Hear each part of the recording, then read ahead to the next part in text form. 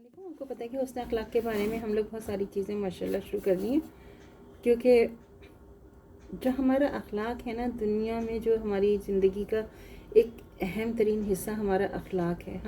اگر ہمارا اخلاق ہے تو ہم ہیں، اگر ہمارا اخلاق نہیں ہے تو ہم اس کے بعد ہم کچھ بھی نہیں ہیں۔ یہ ہمیں اچھی طرح سمجھنی چاہیے یہ بات جو ہے نا۔ حضرت عبداللہ رضی اللہ تعالیٰ عنہ بن عمر رضی اللہ تعالیٰ عنہ بیان کرتے ہیں کہ رسول خدا صلی اللہ علیہ وسلم تباً جو ہے وہ خاموش جو تھے وہ گو تھے، نہ باتکلف گو بننے والے تھے، نہ جو تھے وہ بہت زیادہ بات کرنے والے۔ اور آپ صلی اللہ علیہ وسلم نے فرمایا کہ تم میں سے سب سے زیادہ مجھے وہ شخص عزیز ہے جس کا اخلاق تم میں سے سب سے زیادہ اچھا ہو۔ حضور صلی اللہ علیہ وسلم نے فرمایا کہ 4 آدمیوں سے قرآن پڑھو، عبداللہ رضی اللہ تعالیٰ عنہ بن مسعود سے، سالم رضی اللہ تعالیٰ عنہ مولا ابو حذیفہ رضی اللہ تعالیٰ عنہ سے، اور ابی رضی اللہ تعالیٰ عنہ بن کعب سے، اور معاذ رضی اللہ تعالیٰ عنہ بن جبل سے۔ یہ صحیح بخاری کی حدیث ہے۔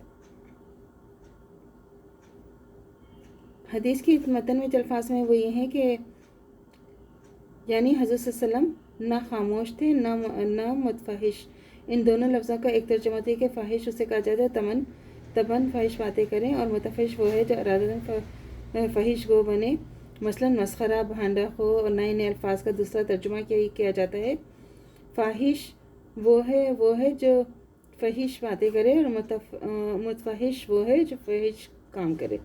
لہٰذا حدیث کے ترجمے میں دونوں مطلب لکھ دیے گئے ہیں۔ عربی میں ہر بری سے بری فحش ہے ہر بری اور بے شرمی کی بات، اور ہر برے اور بے شرمی کے کام کو کہتے ہیں۔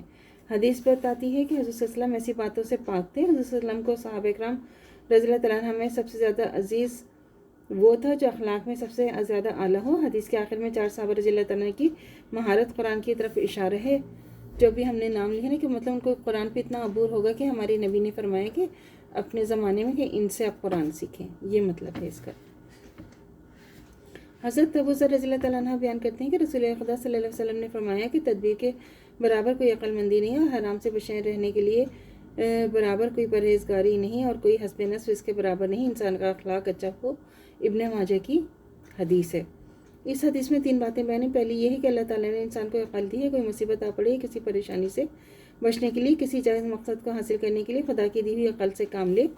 کوئی تدبیر کرنی ہو بالکل جائز امر ہے۔ تقدیر پر ایمان رکھنا فرض ہے، مگر تقدیر پر ایمان رکھنا تدبیر کے منافی نہیں۔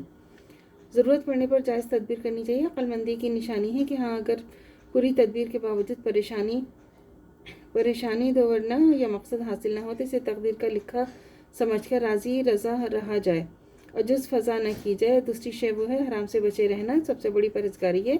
اس کا مطلب ہے کہ پرہیزگاری کا اصول یہ ہے کہ انسان جو ہے کوشش کرتا رہے کہ ہر حرام شے سے وہ بچے، کہ میں حرام شے سے بچا رہوں گا، یہ اس کے دل میں ہر وقت ہونا چاہیے۔ اور یہ کوئی پرہیزگاری نہیں کہ انسان ایک خاص قسم کی وضع قطعت اختیار کر لے اور اہل دنیا کے سامنے گناہوں سے بچتا بھی رہے، مگر جب موقع ملے اور بدنام ہونے کا خوف نہ ہو تو بے تکلف حرام کا ارتکاب کر گزرے۔ تیسری چیز ہے کہ انسان کی عزت و وقار در حقیقت اس بات پر مبنی ہے کہ اس کا اخلاق جو ہے وہ اچھا ہو، محض اس پر مبنی نہیں کہ انسان کا حسب نسب اعلیٰ ہو۔ اعلیٰ اخلاق کے ساتھ اگر حسب نسب بھی اعلیٰ ہے تو بلا شبہ وہ شخص بہت ہی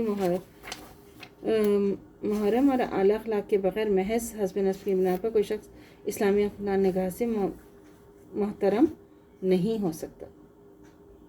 تو اللہ تعالیٰ سے دعا کرنی چاہیے کہ جو ہمارے ایمان ہے مرتے دم تک قائم و دائم رہے، خاتمہ بالخیر ایمان پر ہو۔ اجازت دیجیے، اللہ حافظ۔ میرے چینل کو لائک کیجیے، شیئر کیجیے، سبسکرائب کیجیے۔ شکریہ۔